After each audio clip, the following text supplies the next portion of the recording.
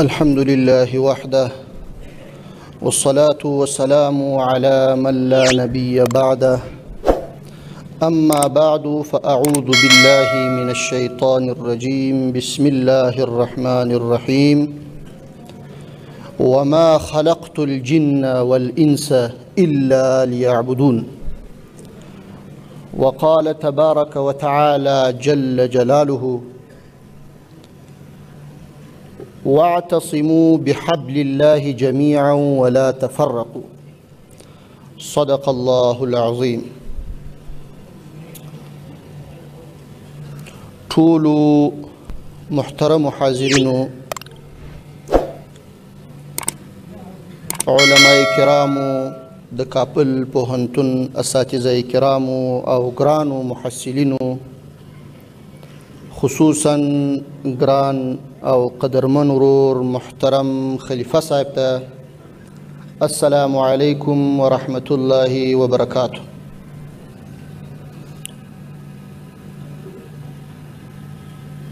غواړم چې یو څو لنډې مختصرې خبرې وکم، خو زما د خبرو ټول تمرکز به پر محصلینو باندې او ټولې به متوجه و دوی ته وي.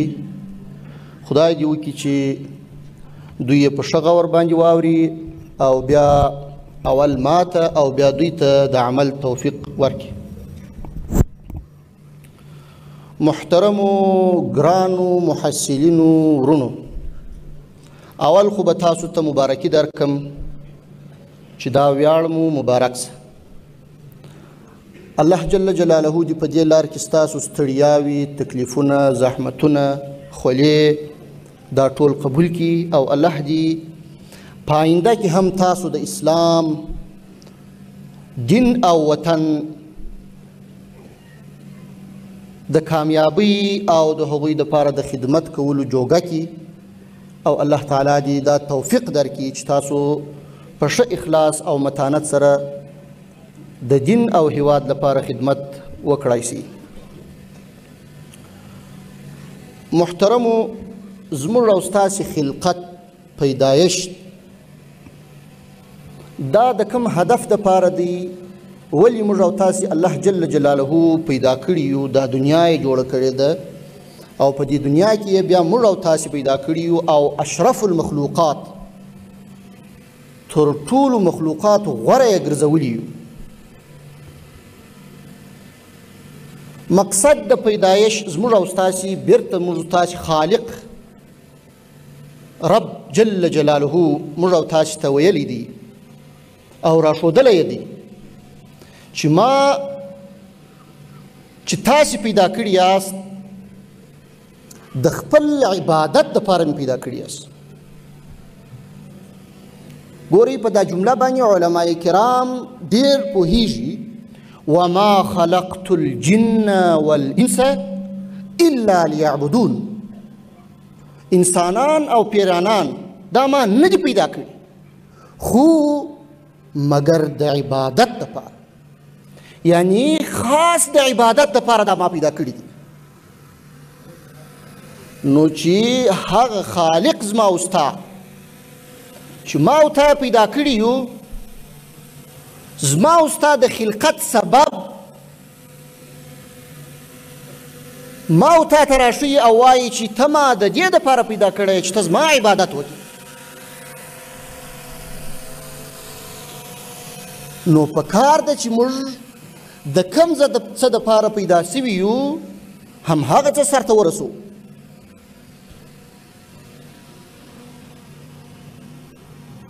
که چیرې یو موټر، یو باسکل، موټر سایکل، یو ماشین، هر څه چې په دا دنیا کې د انسانان جوړوي د یو مقصد دپاره یې جوړ کړي چې دغه شی زه جوړوم، هدف او مقصد د دې شي د جوړولو څخه زما دا دی چې دا شی ماته دا کار وکړي، دا کار وکړي، دا کار وکړي. کله چې هغه شی جوړ شي، پر هغه باندې مصارف وشي، هغه باندې ستړیا سړی وګالي، شپې رڼې کړي، بالاخره هغه شی جوړیږي.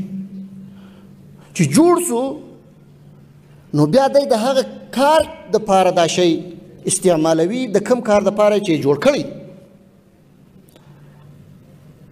که بالفرض هغه شی د مثال په توګه موټر هغه کار نه ورکوي چې د کوم کار دپاره ده جوړ کړی دی نو بیا دا د جوړول هغه جوړونکي ته عبث معلومیږي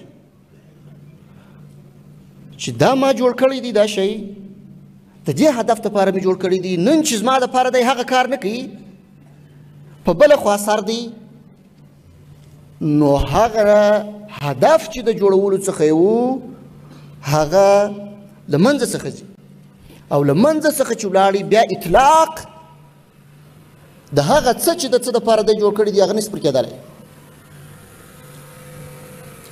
اوس راځو دې ته چې عبادت بیا موږ او تاسو ته الله جل جلاله په خپل کلام پاکي او رسول الله صلی الله علیه وسلم په احادیثو کې روښانه کړی دی چې الله جل جلاله فرمایي چې ما ته د عبادت دپاره پیدا کړی عبادت څه دی کوم عبادات دي او په کومو شرایطو باندې د عبادات ترسره کېدلی سي او سر ته رسېدلی سي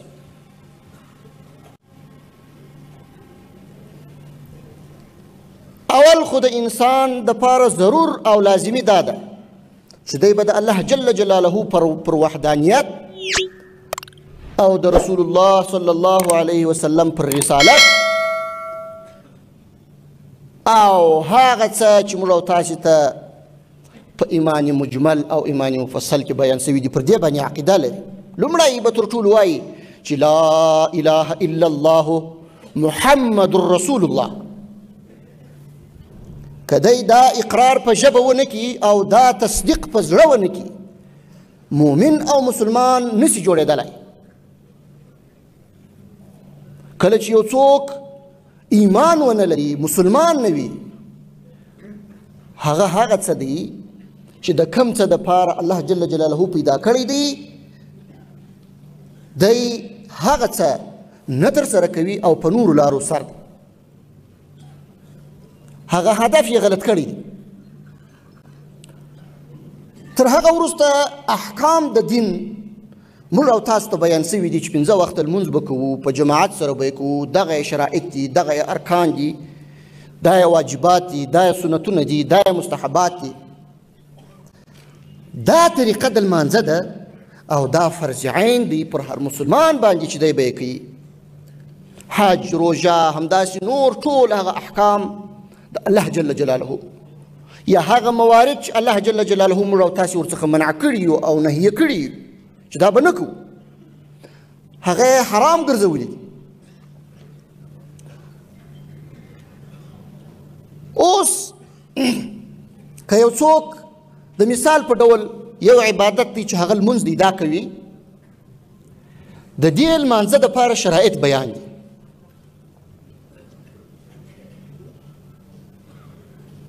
شرایط دا دي چې ستر د عورت به راځي عورت د انسان دا به پټ اوس دا دنیا جوړه داسې ده که یو څوک لمونځ کوي دا شرط لازم او ضرور دی د ده دپاره چې دی باید جامه ولري چې دا خپل سطر خوندي کړي ښه کله چې جامې ته ضرورت پیدا سو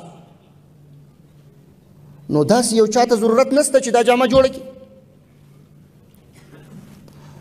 په ټولنه کې داسې څوک ضرور دی بلکې پر دې ټولنه کې په عموم کې دا لازمه ده چې په خپل منځ کې داسې یو ټولۍ ولري چې هغوی دا جامه جوړولی سي تر څو یو څوک هغه د الله جل جلاله عبادت کوي په هغه عبادت کې دا خپل ستر ورباندې وساتي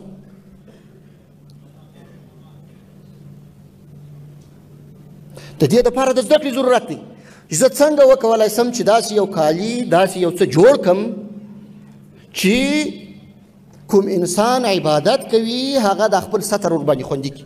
هم یا داسې په عموم کې زموږ تاسې زندگی کوو بې له عبادته حفاظت یا ساتنه د ستر دا لازم ده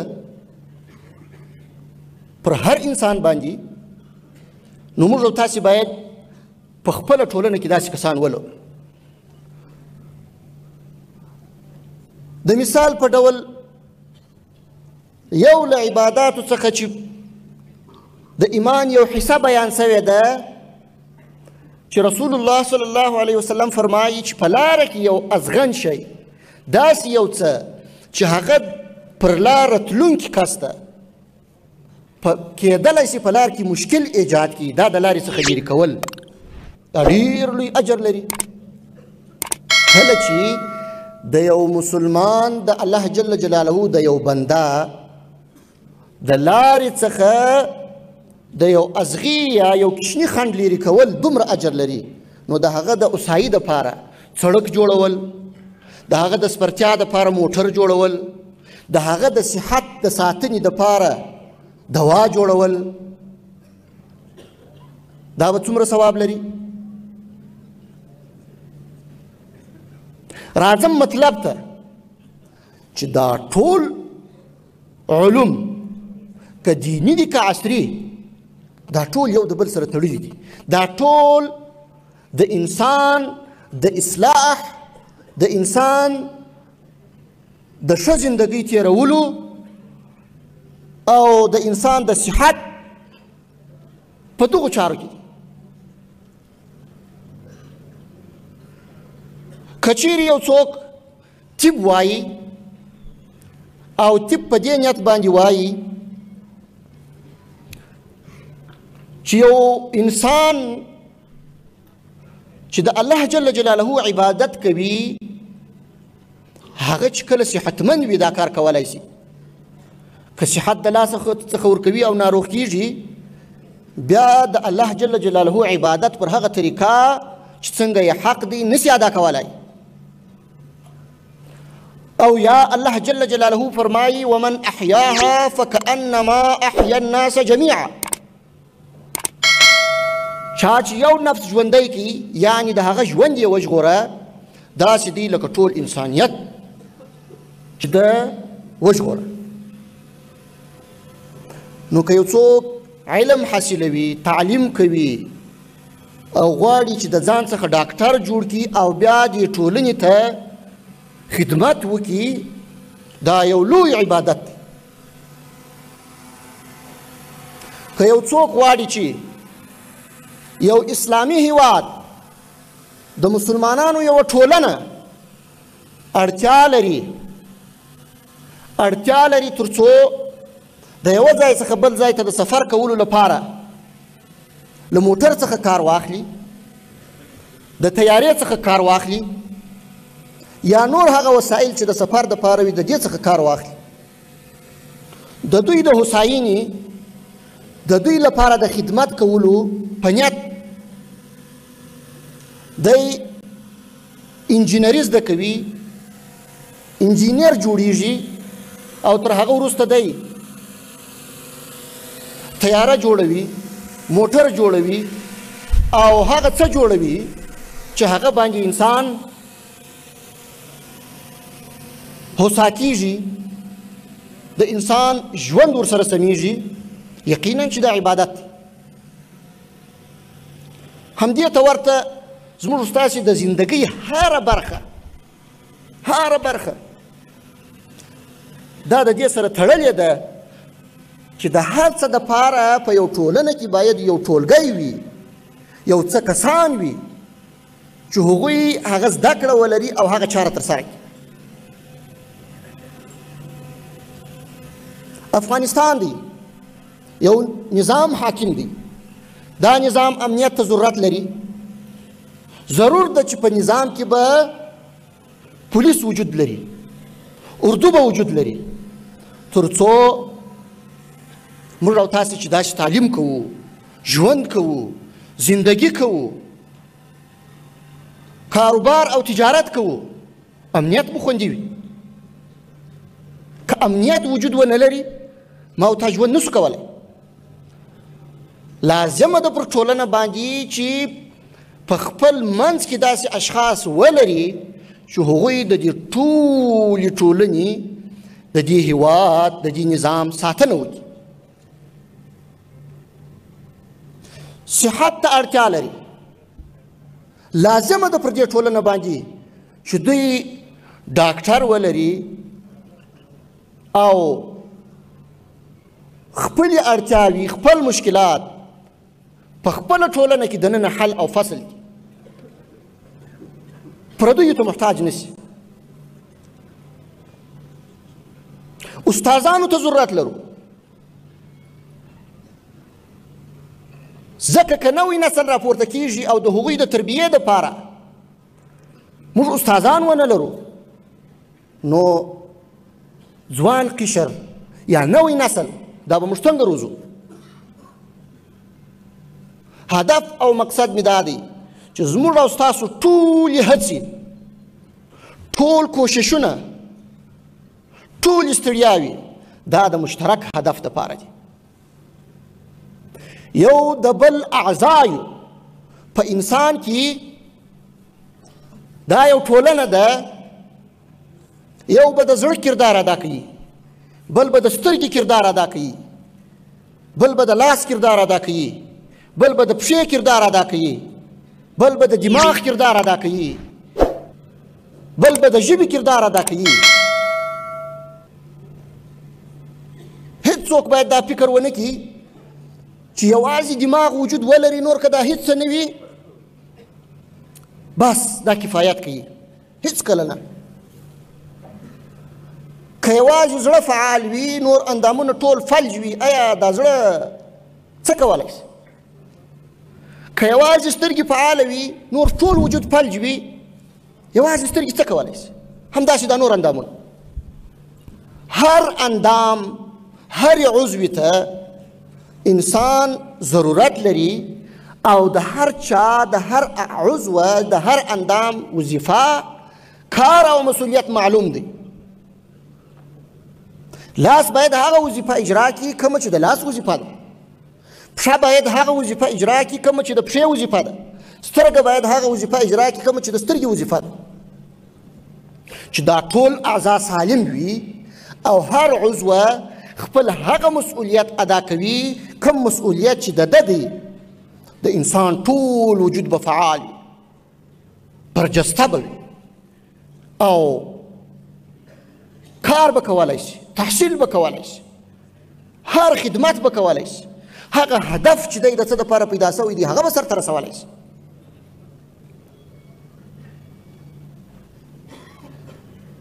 نو ټول د یوه وجود اعضایو هیڅوک باید دا فکر ونه کړي چې دغه قشر ته په ټولنه کې اړتیا او ضرورت نشته.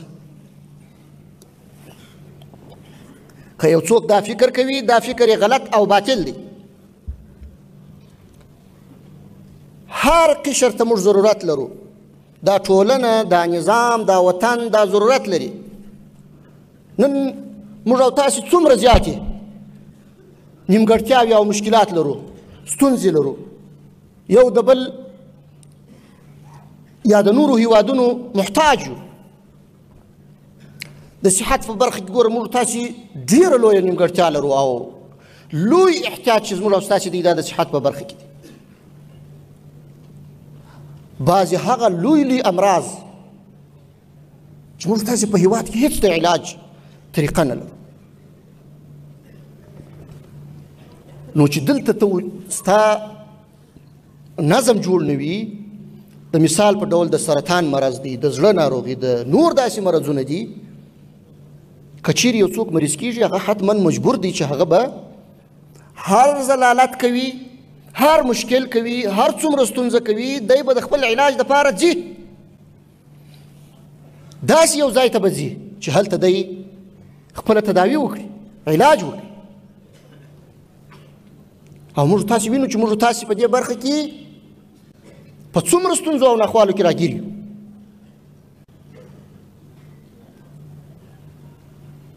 همدې ته ورته ډېرې نورې داسې برخې دي چې موږ او تاسې هیڅ خودکفایي نه لرو.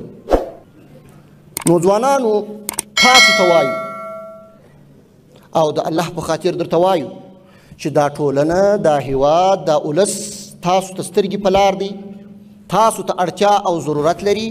هر یو ځان داسې فرض کړي چې دا ټولنه یوازې همتا لري، یوازې ته چې ته به دې ټولنې ته نجات ورکوې، او دا عزم وکړي چې د دې ټولنې، د دې ولس، د دې نظام، د دې هیواد د خدمت لپاره به زه خپل مکمل وس او توان په کار اچوم او هیڅکله به سستي، کهالي او ناغیړي نه کوم.